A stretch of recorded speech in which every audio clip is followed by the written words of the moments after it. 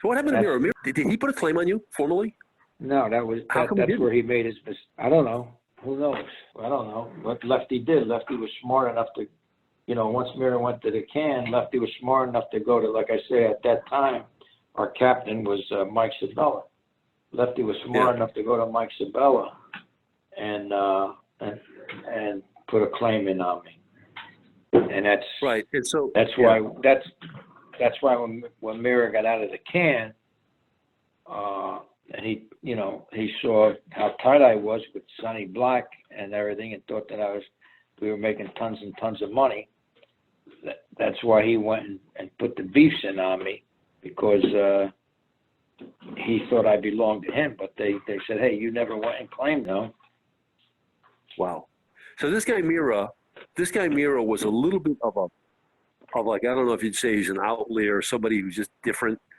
Well, I mean, is it pretty accurate to say he just was not somebody who was well liked? What was he? Yeah, he was not. Give me the description of Mira.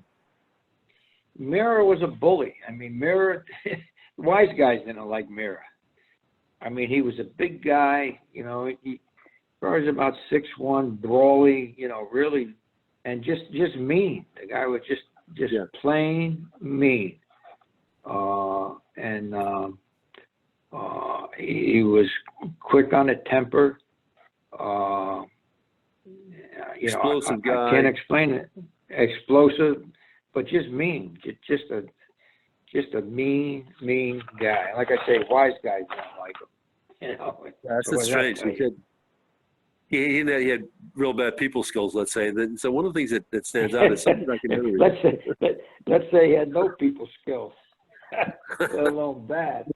Hey, Joe, is it true? Is it true that you during, this is like back when Sun Apple started, like this 76, 77 was the beginning of the disco craze in New York, Saturday Night Fever. Uh-huh. You guys supposedly, tell me, is this for real that you guys went clubbing, bouncing around different clubs in New York? Oh, yeah. Did that happen? Yeah. Did you hang out a lot with them at bars and stuff?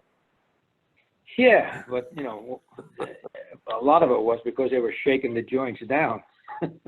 Okay, so they weren't going there to dance. It was all business, because you went to see how much money they were, making, and if you thought they were making more money than they were telling you, then they upped the ante on the payoff, on the shakedown. Oh, this was a protection racket, right? They went there and said, look, if you don't pay, you're going to get the place firebombed, or something will happen. Yeah. Well, not so much firebombed, but, just work the guys over, Sure. So then, so Mira ducks out, goes to prison. Lefty comes in. Give us a background on Lefty. You spent a lot of time in his house, didn't you? Yeah, I spent a lot of time with Lefty. Lefty was a 24/7 gangster. I mean, he had Mafia running through his veins. Everything was about the mob. Everything was about the Mafia. Everything was about that was him. Like I say, he was 24/7 Mafia. Now, at that time, Joe, did he earlier in his career, he had a boat or something like that. I know that you guys later had a little sit down sort of when the left hand was in Newsweek, and that raised some huge questions. It was the same boat that you rented. It looked kind of fishy, no pun intended. But going back, Lefty was involved in some smuggling on his own, because supposedly he had a boat. Did you ever talk about that? Yeah, he had a boat. He was a boat guy. He knew boats. He was a boat guy. And always liked boats, and that's how he caught on about the boat, But so with him, how would you guys make money? What was he was supposedly not. He was kind of down and out, living in the Knickerbocker Village. Well, down and out. How many wise guys lived in Knickerbocker Village? No. There was a ton of them. There was a ton of them living there because they didn't have to pay rent. Right. But I mean, Sure. down and out. Look, they're all down, and they all cry poor mouth. I mean, well, Lefty made his money. Like I say, he was a big bookmaker. You know, he was one of the bookmakers for Nicky Glasses, who was the underboss of the family at the time. Right. So then he had income, but what happened to it? How come he was? So wasn't he supposedly? Did he have a problem? He spent it. What was the deal? Well, with he had a gambling problem. You know. Right. But you know, like I say, these guys always cry poor mouth that they don't have money, and they got $5,000 in their pocket. You know. Yeah. Sure. So what kind of gigs would you do with him, Joe? What kind of money making operations did you do with Lefty? Because Lefty really appreciated you. You got it good with him, didn't you? Yeah. Well, you know, I helped him run the gambling. We had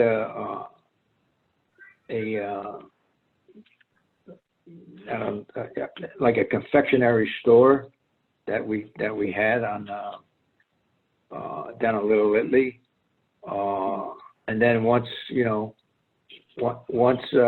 brought him into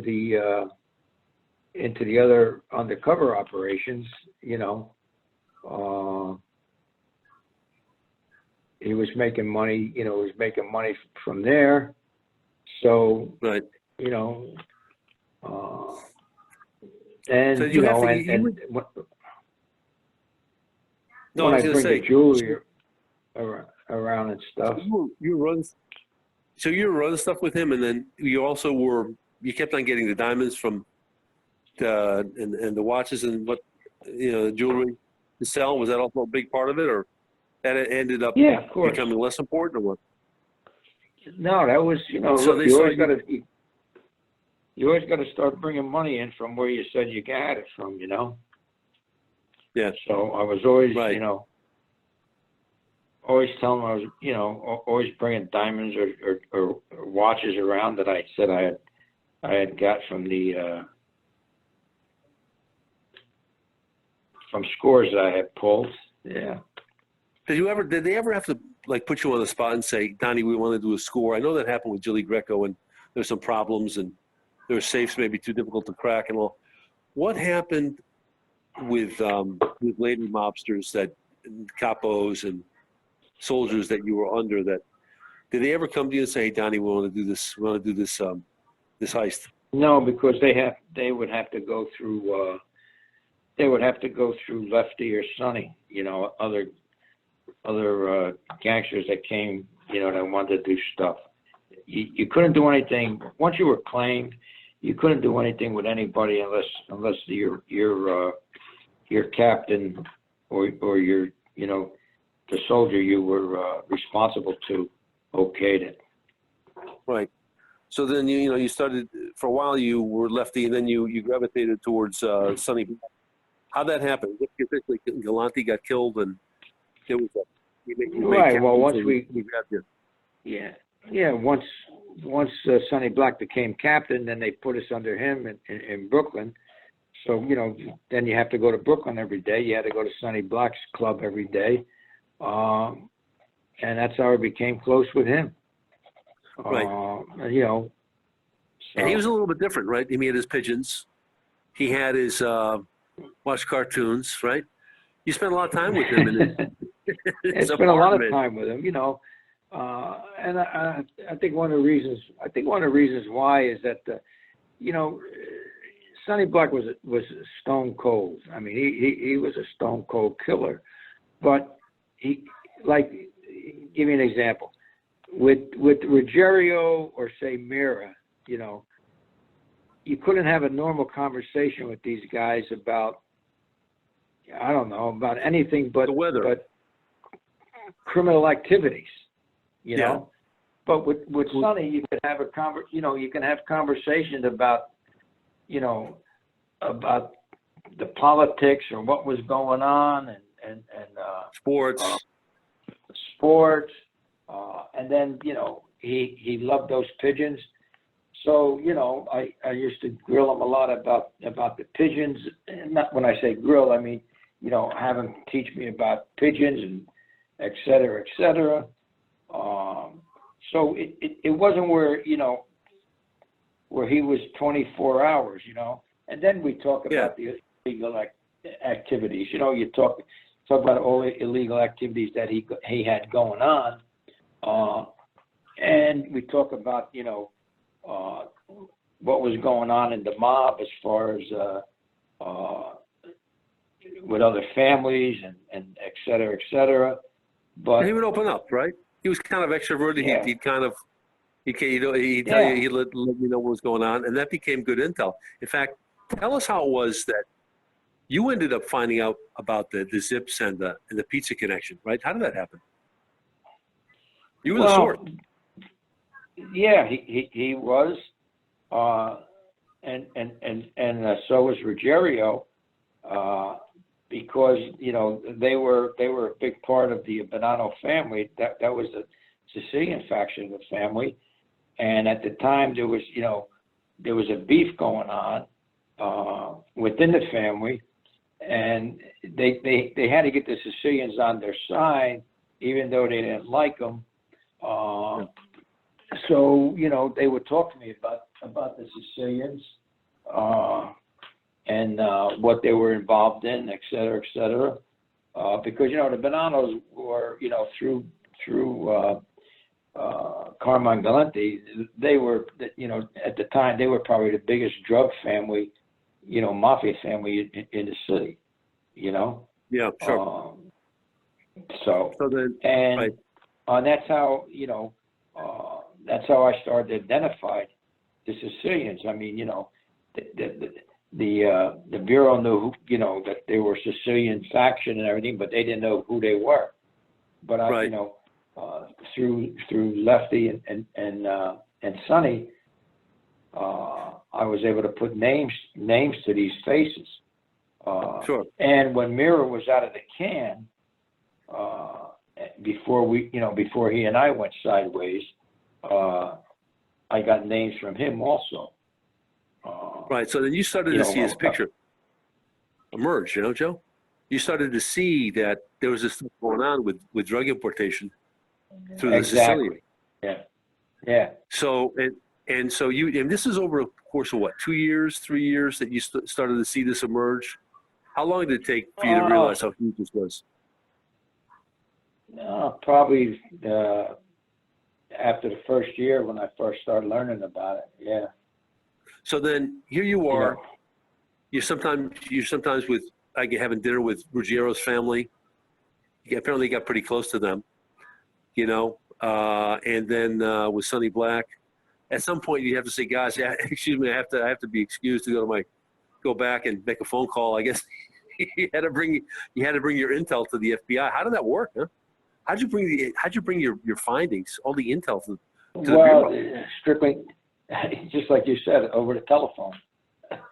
I would call my contact agent and just regurgitate all the information that I had learned.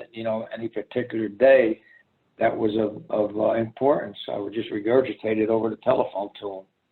Was this once a day, once a week? No, it might be once every 2 days, once a week. I was never one to call just to call. If I didn't have anything that was of evidentiary value or that was of intelligence value, I wouldn't call. You know what I mean? Yeah, sure. So like I say, sometimes it might be 2 days in a row. Sometimes it might be once a week. Sometimes I may have gone once, gone a couple of weeks and not said anything, or not called. Right. So Right. So you in the first 6 months you had expenses. You're going to the bar a lot and restaurants and right. Yeah. Was there a point where they said Joe's okay, we don't have to worry about giving him any more cash. We maybe give him some diamonds, but he's pretty much his own moneymaker. Did that happen?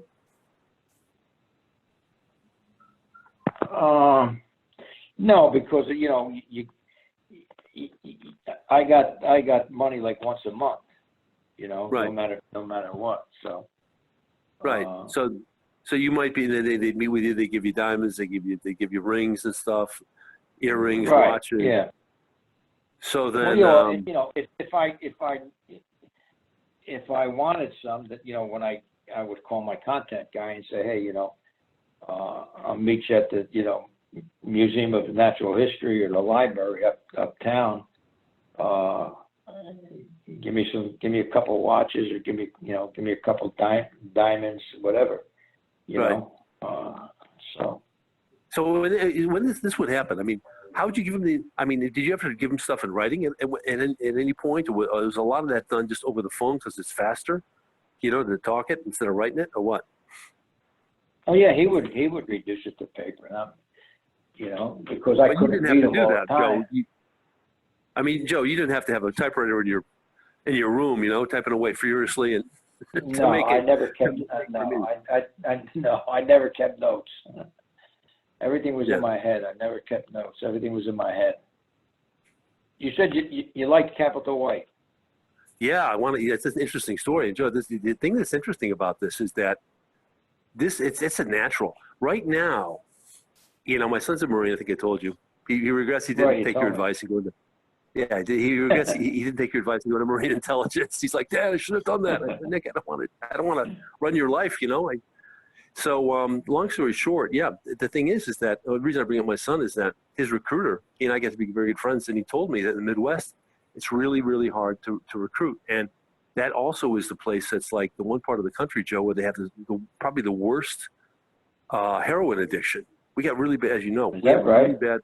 Oh, yeah, we have a really bad opiate problem. Now, he didn't make that connection, but I did, because I was looking at the map of how bad the opiate problem is in the Midwest. Well, it turns out that's a faithful reflection on how bad the recruitment problem is as well in the military, at least for the Marines. So, so because of the opiates. Because it's just so many kids. I mean, we're talking kids 14, 15 years old that are getting addicted to heroin, cheap heroin from Mexico. So, of course, it's a perfect lead into Capital White. Tell us about Capital White. What's that all about? It's interesting. It's an audiobook. It's not a print book yet, is it? No, not yet. No, we brought it on an audio first, and